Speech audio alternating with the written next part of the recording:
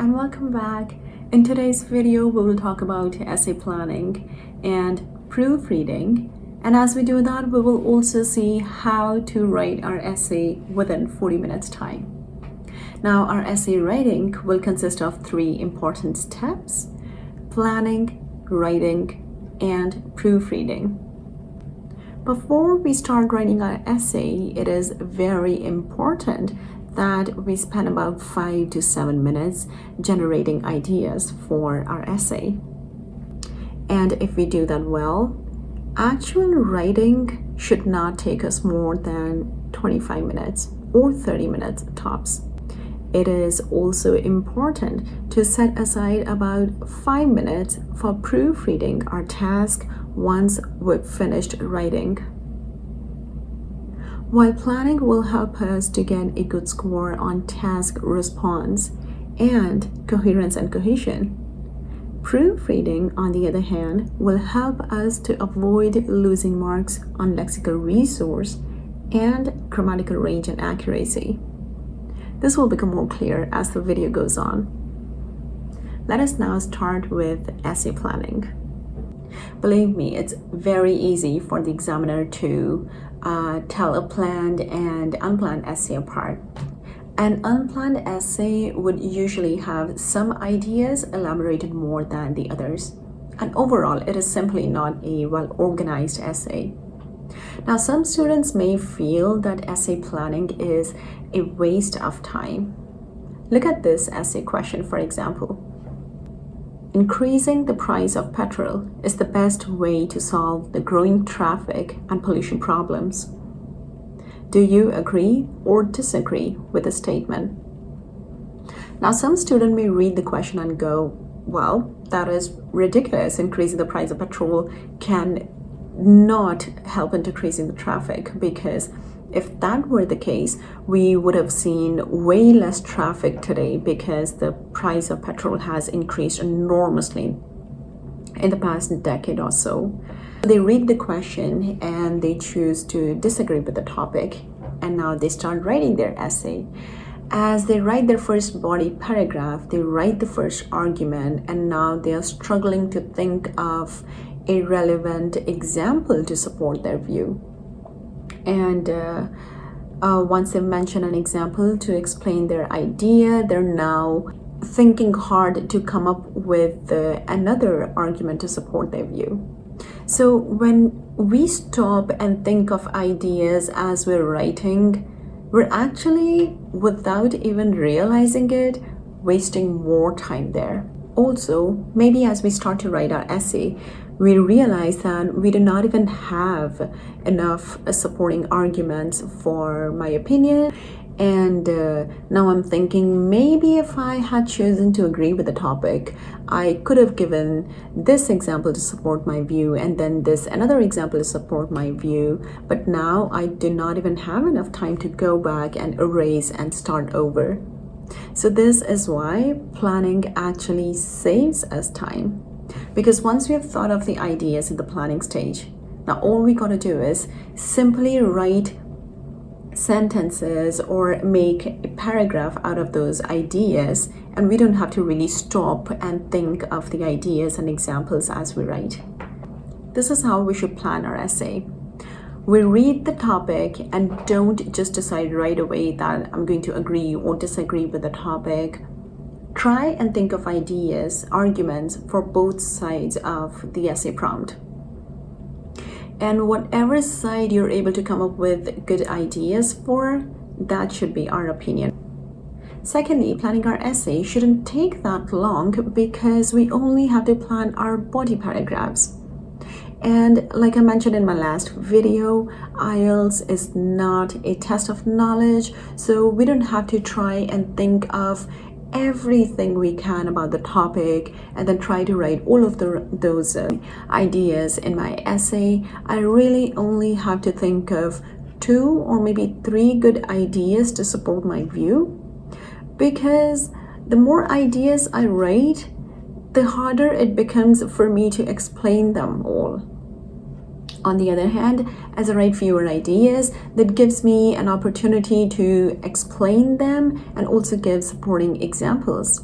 And that way I can get a good score on task response, because it requires us to not just present our ideas, but also extend and support them. Another drawback of not planning our essay beforehand is that we may miss some important detail in the essay question. Look at these two examples. Increasing the price of petrol is the best way to solve growing traffic and pollution problems. Do you agree or disagree? This other question says, increasing price of petrol is the only way to solve the growing traffic and pollution problems. Do you agree or disagree? They may look similar, but I will approach them differently. While I may choose to agree with the first topic, where it says that it is the best way to solve traffic problems, I may not actually agree with the second topic, where it says it is the only way to solve traffic problems. As we're planning, we make sure that we read the prompt very, very carefully. In fact, reading it once is simply not enough. We should make sure that we have read the question at least 3 times before we even start to plan our essay. It is also very important to be mindful of the tenses that we use in our essay. Sometimes the question may have to do with a future tense. For example, if my question says that some people believe that people will choose to holiday in their own countries rather than foreign destinations in the future, do you agree or disagree? Now here, if I write something like, well, people mostly prefer to travel abroad because they want new experiences, they want to see new parts of the world, experience different cultures, so people always travel abroad, so I disagree with the topic. The question here was about future tense, and I'm talking about what people do now. So again, I lose marks in task response here. This is why if we plan our essay beforehand, we can avoid making mistakes like these. Now, sometimes students say that they are not able to come up with good ideas. First of all, there are no bad ideas.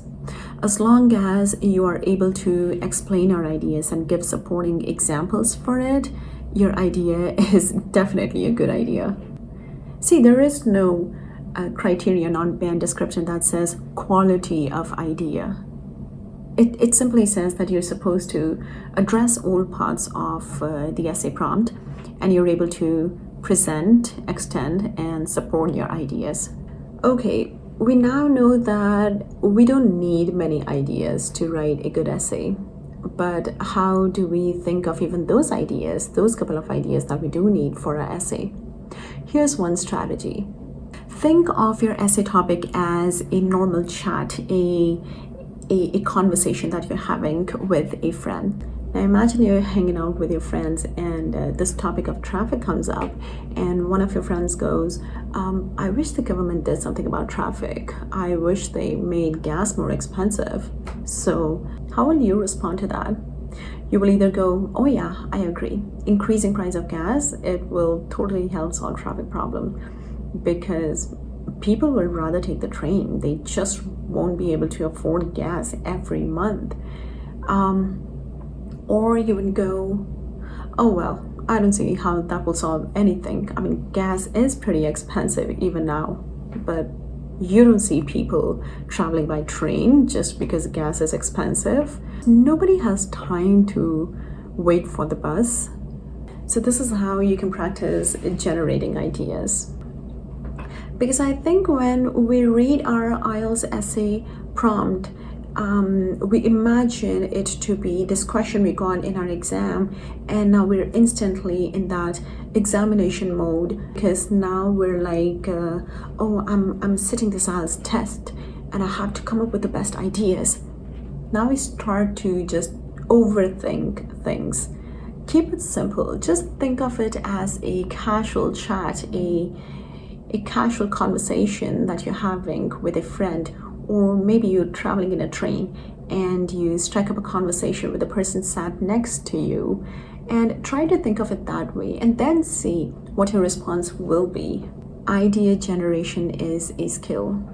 And like with any other skill, it will take you more time in the beginning, but as you keep on practicing it consistently, you will see that it will take you no more than 4 to 5 minutes to come up with the ideas for your essay, where it may have taken you maybe like 10 or 12 minutes the first time you attempted it.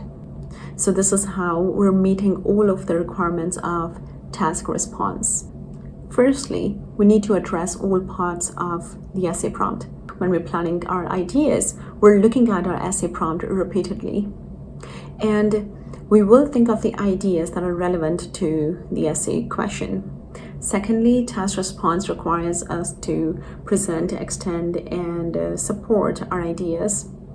Now, we had seen earlier how we will only discuss the ideas that are able to meet all three requirements. So there is no way that we'll be including any ideas in our essay that we're not able to extend, because we have already sifted those out right during the planning stage of our essay.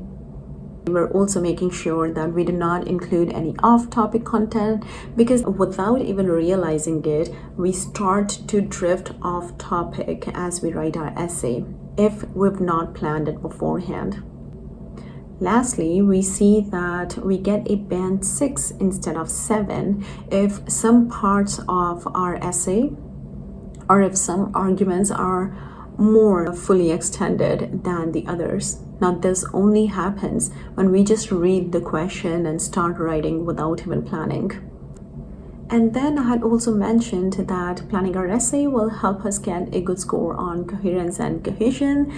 This is because when we're planning our ideas, the main idea will be the opening statement, the central topic of our body paragraphs. And the band descriptor for band 7 for coherence and cohesion says that we present a clear central topic within each paragraph. And if we do that, we're using a paragraph illogically, because now we have planned our ideas and we're going to be writing one paragraph for one idea. All right, so once we've finished planning, we're now going to write the essay, and you will find that if you've planned your essay ahead of writing, the actual writing does not take that long. And that will also help us to leave aside a few minutes for proofreading, which is the final stage of your essay writing process. Now see, we can really only focus on one thing at a time. This is why it is important that we divide our essay writing process into these three parts. First is planning, where we don't have to worry about writing legible handwriting or grammar or essay structure. We really only have to focus on thinking part, that is ideas generation part. Once we've done that, in the second stage, as we write our essay, we can be more mindful of things like writing legibly, that is clearly, and also following correct grammar, and also explaining our ideas well, framing proper sentence structures. And if we've managed to do all of that in about 30 minutes, or say 35 minutes, we still have 5 minutes to now go over our essay task again. This is when we will go back and make sure that we have spelled all of the words correctly and that we have not made any punctuation mistakes. As well as that, we may now be able to rephrase certain sentences so that we're able to include some complex sentence structures. You know, for example, I may be able to club two sentences and write them together as a complex or a compound sentence.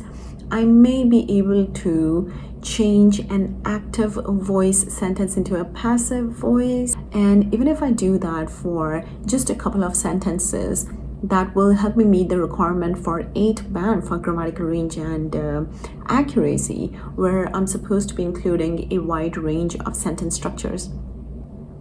And if I still have some time, I may try to come up with some synonyms or some high-level vocabulary to substitute the words, some words in my essay. That way, I will also get that extra mark for some high-level topic-specific vocabulary. It is topic-specific, obviously, because I'm replacing the words that I have already written for my topic, for my essay. So this is how Proofreading can help us get a good score on lexical resource and grammatical range and accuracy. Practice working on one area at a time. Don't try to do everything. Don't try to get everything right in the first attempt. Always give yourself time to learn. Now, if I try and write an essay, and right from the first attempt, I'm trying to get everything right. I'm trying to finish writing my essay in time. I'm trying to also plan my essay and then write it using correct grammar. And then I am trying to include some good vocabulary and complex sentence structures too. There is no way I will be able to accomplish all of this in the first go, in my first attempt. Work on one area at a time. Give yourself some time to perfect that area. That way you will be able to club everything together, and then finally you should try and write your essay within 40 minutes time. Another area that some students find challenging to write and also end up spending more time than they actually should is introduction writing. And that is going to be the topic for our next video. We will learn how to write introduction for an essay. Bye for now.